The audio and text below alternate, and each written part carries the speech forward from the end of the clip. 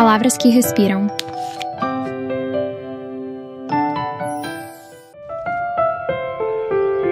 Blindness. Ensaio sobre a cegueira. A fuga. O mundo pós-estrutura.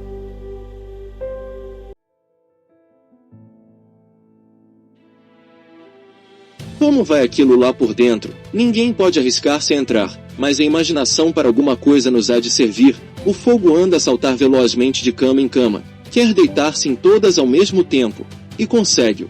Os malvados gastaram sem critério nem proveito a pouca água que ainda tinham. Tentam agora alcançar as janelas. Mal equilibrados sobem as cabeceiras das camas a que o fogo ainda não chegou. Mas de repente o fogo já lá está. Eles resvalam, caem, e o fogo já lá está, com a ardência do calor. As vidraças começam a estalar, a estilhaçar-se. O ar fresco entra silvando e atiça o incêndio. Ah, sim, não estão esquecidos. Os gritos de raiva e medo. Os uivos de dor e agonia. Aí fica feita a menção. Nota-se, em todo caso, que irão sendo cada vez menos. A mulher do isqueiro, por exemplo, está calada há muito tempo. A estas alturas já os outros cegos estão a fugir espavoridos para os corredores cheios de fumo. Há fogo, gritam. E aqui se pode observar ao vivo como têm sido mal pensados e organizados estes ajuntamentos humanos de asilo, hospital e manicômio. Repare-se em como cada um dos catres, só por si, com a sua armação de ferros bicudos, pode tornar-se em uma mortal armadilha. Vejam-se as consequências terríveis de haver uma só porta em camaratas que levam 40 pessoas, fora as que dormem no chão. Se o fogo chega lá primeiro e lhes tapa a saída, não escapa ninguém. Felizmente, como a história humana tem mostrado, não é raro que uma coisa má traga consigo uma coisa boa. Fala-se menos das coisas mais trazidas pelas coisas boas. Assim andam as contradições do nosso mundo, merecem umas mais consideração do que outras. Neste caso a boa coisa foi precisamente terem as camaratas uma única porta. Graças a isto é que o fogo que queimou os malvados se demorou por lá tanto tempo. Se a confusão não se tornar maior, talvez não tenhamos que lamentar a perda de outras vidas. Evidentemente, muitos destes cegos estão a ser pisados, empurrados, esmurrados. É o efeito do pânico, um efeito natural. Pode-se dizer, a natureza animal é mesmo assim. Também a vegetal se comportaria de igual maneira se não tivesse todas aquelas raízes a prendê-la ao chão. E que bonito seria poder ver as árvores do bosque a fugir ao incêndio. O refúgio da parte interior da cerca foi bem aproveitado por cegos que tiveram a ideia de abrir as janelas existentes nos corredores e que davam para ela. Saltaram, tropeçaram, caíram, choram e gritam, mas por ora estão a salvo. Tenhamos esperança de que o fogo, quando fizer desmoronar-se o telhado e atirar por ares e ventos um vulcão de labaredas e tições a arder, não se lembre de propagar-se às copas das árvores. Na outra ala o medo anda pelo mesmo. A um cego basta cheirar-lhe a fumo e logo imagina que o lume está mesmo ao lado dele. O que não será sendo verdade. Em pouco tempo o corredor ficou entupido de gente. Se não houver quem ponha alguma ordem nisto, vamos ter tragédia. Num momento alguém se recorda de que a mulher do médico ainda tem uns olhos que veem. Onde está ela? Pergunta-se. Ela que nos diga o que se passa. Por onde deveremos ir? Onde está? Estou aqui. Só agora é que consegui sair da camarata. A culpa foi do rapazinho estrábico que ninguém conseguia saber onde se tinha metido. Agora já está aqui. Agarro-o com força pela mão. Teriam de arrancar meu braço para que eu o largasse. Com a outra mão seguro a mão do meu marido. E depois vem a rapariga dos óculos escuros. E depois o velho da venda preta. Onde está um está outro. E depois o primeiro cego. E depois a mulher dele, todos juntos, apertados como uma pinha, que, espero bem, nem este calor há de abrir. Entretanto, uns quantos cegos daqui tinham seguido o exemplo dos da outra ala, saltaram para a cerca interior. Não podem ver que a maior parte do edifício do outro lado é já uma fogueira, mas sentem na cara e nas mãos o bafo ardente que vem de lá. Por enquanto o telhado ainda se aguenta, as folhas das árvores vão se encarquilhando devagar. Então alguém gritou. Que é que estamos aqui a fazer? Por que é que não saímos? A resposta, vinda do meio deste mar de cabeças, só precisou de 4 palavras. Estão lá os soldados, mas o velho da venda preta disse. Antes morrer de um tiro que queimados, parecia a voz da experiência. Por isso talvez não tenha sido propriamente ele a falar, talvez pela boca dele tenha falado a mulher do isqueiro, que não teve a sorte de ser apanhada por uma última bala disparada pelo cego da contabilidade. Disse então a mulher do médico: "Deixem-me passar, vou falar aos soldados, eles não podem deixar-nos morrer assim, os soldados também têm sentimentos." Graças à esperança de que os soldados tivessem de fato sentimentos, pôde abrir-se no aperto um estreito canal, por onde a mulher do médico avançou com dificuldade levando atrás de si os seus. O fumo tapava-lhe a visão, em pouco tempo estaria tão cega como os outros. No átrio mal se podia romper. As portas que davam para a cerca tinham sido rebentadas. Os cegos que ali se haviam refugiado aperceberam-se rapidamente de que o sítio não era seguro. Queriam sair, empurravam, mas os do outro lado resistiam, faziam fincapé conforme podiam. Por enquanto neles ainda era mais forte o medo de aparecerem à vista dos soldados, mas quando as forças cedessem, quando o fogo se aproximasse, o velho da venda preta tinha razão, mais valeria morrer de um tiro.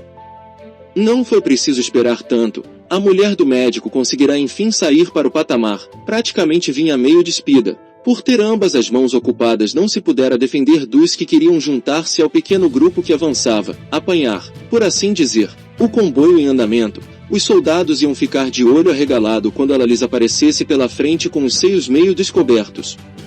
Já não era o luar que iluminava o espaço amplo e vazio que ia até ao portão, mas o clarão violento do incêndio. A mulher do médico gritou: "Por favor, pela vossa felicidade, deixem-nos sair, não disparem." Ninguém respondeu de lá. O holofote continuava apagado, nenhum vulto se movia. Ainda medo, a mulher do médico desceu 2 degraus. "Que se passa?" perguntou o marido, mas ela não respondeu, não podia acreditar. Desceu os restantes degraus, caminhou em direção ao portão, puxando sempre atrás de si o rapazinho estrábico. O marido e companhia, já não havia dúvidas, os soldados tinham se ido embora, ou levaram-nos, cegos também eles, cegos todos por fim. Então, para simplificar, aconteceu tudo ao mesmo tempo. A mulher do médico anunciou em altas vozes que estavam livres. O telhado da ala esquerda veio-se abaixo com medonho estrondo, esparrinhando labaredas por todos os lados. Os cegos precipitaram-se para a cerca gritando. Alguns não conseguiram. Ficaram lá dentro, esmagados contra as paredes. Outros foram pisados até se transformarem numa massa informe e sanguinolenta. O fogo que de repente alastrou fará de tudo isto cinzas. O portão está aberto de par em par. Os loucos saem. Disse a um cego: "Estás livre." Abre-se-lhe a porta que o separava do mundo.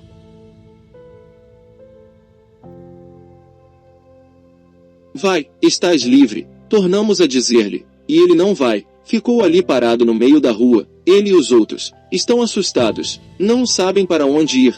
É que não há comparação entre viver num labirinto racional, como é, por definição, um manicômio, e aventurar-se, sem mão de guia nem trela de cão, no labirinto dementado da cidade, onde a memória para nada servirá, pois apenas será capaz de mostrar a imagem dos lugares e não os caminhos para lá chegar. Postados diante do edifício que já arde de uma ponta a outra, os cegos sentem na cara as ondas vivas do calor do incêndio, recebem-nas como algo que de certo modo os resguarda, tal como as paredes tinham sido antes, ao mesmo tempo, prisão e segurança. Mantêm-se juntos, apertados uns contra os outros, como um rebanho. Nenhum deles quer ser a ovelha perdida porque de antemão sabem que nenhum pastor os irá procurar. O fogo vai decrescendo aos poucos, a lua já ilumina outra vez, os cegos começam a desassossegar-se, não podem continuar ali eternamente, disse um deles. Alguém perguntou se era dia ou era noite, a razão da incongruente curiosidade soube-se logo. Quem sabe se não nos virão trazer a comida, pode ter havido uma confusão, um atraso, outras vezes aconteceu. Mas os soldados não estão cá. Isso não quer dizer nada, podem ter se ido embora por deixarem de ser precisos. Não percebo. Por exemplo, por que deixou de haver contágio? Ou por que se descobriu o remédio para nossa doença? Era bom, era. Que fazemos? Eu fico aqui até ser dia. E como saberás tu que é dia? Pelo sol, pelo calor do sol. Se o céu não estiver encoberto.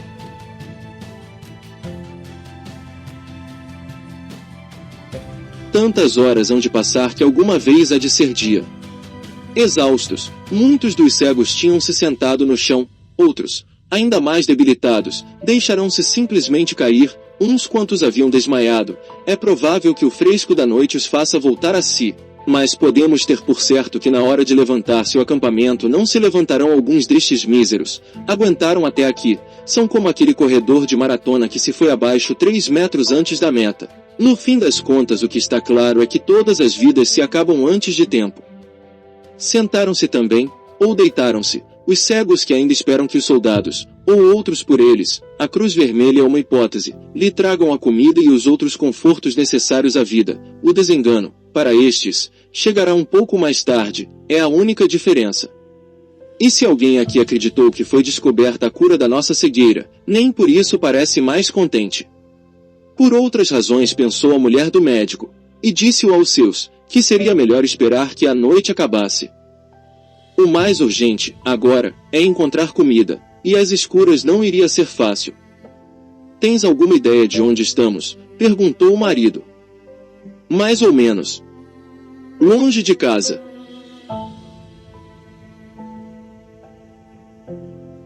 Bastante. Os outros quiseram saber também a que distância estariam as suas casas, disseram as moradas, e a mulher do médico foi aproximadamente explicando. O rapazinho estrábico é que não conseguiu lembrar-se, não admira, haja tempo que deixou de pedir à mãe. Se forem de casa em casa, daqui está mais perto a que está mais distante, a primeira será a da rapariga dos óculos escuros, a segunda a do velho da venda preta, depois a da mulher do médico, e finalmente a do primeiro cego. Irão sem dúvida seguir este itinerário porque a rapariga dos óculos escuros já pediu que a levem, quando for possível, à sua casa. Não sei como estarão os meus pais, disse. Esta sincera preocupação mostra como são afinal infundados os preconceitos dos que negam a possibilidade da existência de sentimentos fortes, incluindo o sentimento filial, nos casos, infelizmente abundantes, de comportamentos irregulares, mormente no plano da moralidade pública. A noite refrescou, ao incêndio já não lhe resta grande coisa para queimar, o calor que ainda se desprende do braseiro não chega para aquecer os cegos transidos que se encontram mais longe da entrada, como é o caso da mulher do médico e do seu grupo. Estão sentados juntinhos, as 3 mulheres e o rapaz no meio, os 3 homens em redor.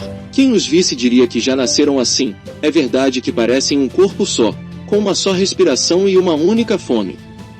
Um após outro, foram adormecendo, um sono leve de que tiveram de acordar algumas vezes porque havia cegos que, saindo do seu próprio torpor, se levantavam e vinham tropeçar sonambulamente neste acidente humano. Um deles houve que se deixou ficar, tanto fazia dormir ali como noutro sítio. Quando o dia nasceu, só umas tênues colunas de fumo subiam dos escombros, mas nem essas duraram muito, porque daí a pouco começou a chover, uma chuvinha miúda, uma simples poalha, é certo, mas desta vez persistente. Ao princípio nem conseguia chegar ao chão esbraseado, transformava-se logo em vapor, porém, com a continuação, já se sabe, água mole em brasa viva tanto dá até que apaga, a rima que apõe a outro. Alguns destes cegos não o são apenas dos olhos, também o são do entendimento, nem de outro modo se explicaria o raciocínio tortuoso que os levou a concluir que a desejada comida, estando a chover, não veria. Não houve maneira de convencê-los de que a premissa estava errada e que, portanto, errada tinha de estar também a conclusão. Não serviu de nada dizer-lhes que ainda não eram horas do pequeno almoço. Desesperados atiraram-se para o chão a chorar. Não vem, está a chover, não vem, repetiam, tivesse ainda aquela lastimável ruína umas condições de habitabilidade mínimas, que voltaria a ser o manicômio que foi antes. O cego que de noite se deixará ficar depois de ter tropeçado não pôde levantar-se. Enroscado sobre si mesmo, como se tivesse querido proteger o derradeiro calor do ventre, não se moveu apesar da chuva que começara a cair mais grossa. Está morto, disse a mulher do médico, e nós é melhor irmos daqui enquanto ainda temos alguma força. Levantaram-se a custo, cambaleando, com vertigens, agarrando-se uns aos outros, depois dispuseram-se em fila, à frente a dos olhos que veem, logo os que tendo olhos não veem, a rapariga dos óculos escuros, o velho da venda preta, o rapazinho estrábico, a mulher do primeiro cego, o marido dela, o médico vai no fim. O caminho que tomaram leva ao centro da cidade, mas não é essa a intenção da mulher do médico. O que ela quer é encontrar rapidamente um sítio onde possa deixar abrigados os que vêm atrás de si e ir sozinha à procura de comida. As ruas estão desertas, por ser ainda cedo, ou por causa da chuva, que cai cada vez mais forte. Há lixo por toda parte, algumas lojas têm as portas abertas, mas a maioria delas estão fechadas, não parece que haja gente dentro, nem luz. A mulher do médico pensou que seria uma boa ideia deixar os companheiros numa destas lojas, tomando muita atenção ao nome da rua, ao número da porta, não fosse perdê-los ao voltar. Parou, disse a rapariga dos óculos escuros. Esperem aqui, não se mexam. Foi espreitar a porta envidraçada de uma farmácia, pareceu-lhe ver lá dentro uns vultos deitados, bateu no vidro. Uma das sombras mexeu-se, tornou a bater, outros vultos se moveram lentamente. Houve uma pessoa que se levantou virando a cara para onde vinha o ruído. Estão todos cegos, pensou a mulher do médico, mas não compreendeu por que se encontravam estes aqui. Talvez fossem a família do farmacêutico, mas, se assim era, por que não estavam eles em sua própria casa, com mais conforto que o chão duro, salvo se guardavam o estabelecimento? Contra quem? E menos sendo estas mercadorias o que são, que tanto podem salvar como matar. Afastou-se dali. Um pouco adiante olhou para o interior de outra loja. Viu mais pessoas deitadas, mulheres, homens, crianças. Algumas pareciam estar a preparar-se para sair. Uma delas veio até a porta, estendeu o braço para fora e disse: "Está a chover." "Muito?" foi a pergunta de dentro. "Sim, temos de esperar a ver se abranda." O homem, era um homem, estava a 2 passos da mulher do médico. Não tinha dado pela presença dela. Por isso sobressaltou-se quando ouviu dizer: "Bons dias." Perderá-se o costume de dar os bons dias, não só porque dias de cegos, propriamente falando, nunca seriam bons, mas também porque ninguém poderia estar inteiramente certo de que os dias não fossem tardes ou noites. E se agora, numa aparente contradição com o que acaba de ser explicado, estas pessoas estão a acordar mais ou menos ao mesmo tempo que amanhã, é porque algumas cegaram só há poucos dias e ainda não perderam de todo o sentido da sucessão dos dias e das noites, do sono e da vigília. O homem disse: "Está a chover." E depois: "Quem é você?" "Não sou daqui." "Anda à procura de comida." "Sim, há 4 dias que não comemos." "E como sabe que são 4 dias?" "É um cálculo." "Está sozinha?" "Estou com o meu marido e uns companheiros." "Quantos são?" "Ao todo, 7.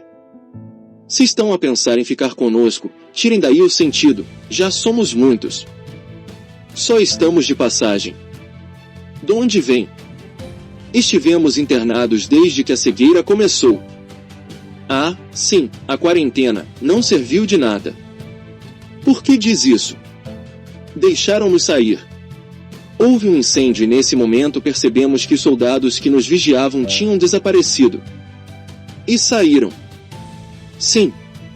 Os vossos soldados devem ter sido dos últimos a cegar. Toda a gente está cega." "Toda a gente, a cidade toda, o país." "Se alguém ainda vê, não o diz, cala-se."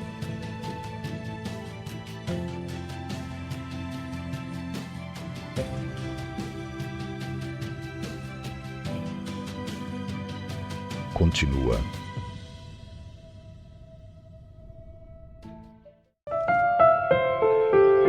Blindness.